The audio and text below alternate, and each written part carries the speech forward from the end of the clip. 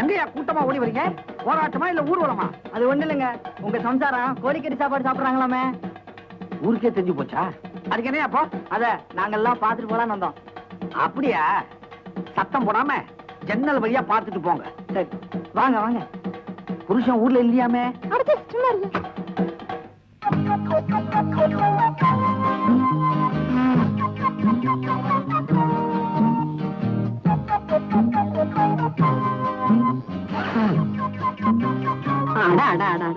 என்ன ருசி என்ன ருசி, நல்ல வெடா கோழி.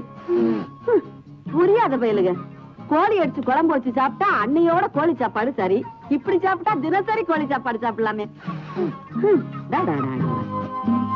என்ன மனமா இருக்குது. ஏண்டி, நான் கோழிச்சோறு சாப்பிடுறத வேடிக்கையா பாக்குறீங்க? மரியாதையா ஆளுக்கு 10 ரூபாய கீழே வச்சுட்டு போயிருங்க, இல்ல விட மாட்டேன். ஆமா, ஓடி போயிட்டாங்க. இந்த ஆளுங்க இவரை காவலுக்கு வச்சுட்டு சாப்பிட்டா அம்மட்டு பேரை வேடிக்கை பார்க்க விட்டுட்டாரு. என்னங்க என்னங்க, நான் சாப்பிட போறேன், கொஞ்சம் பாத்துக்குங்க தானே சொன்னேன். எங்க பண்ணீங்க?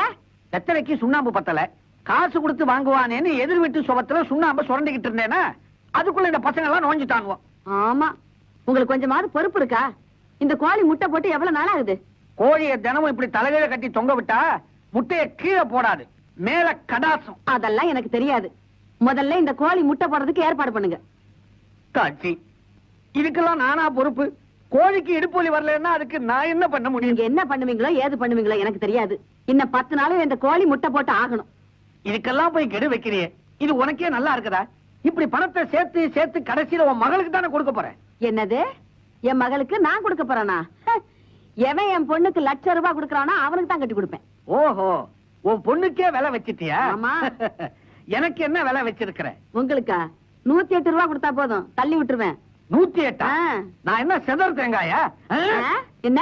ஒண்ணும் இல்ல மாமா, உன்னை ஒரு வழி பண்றேன்.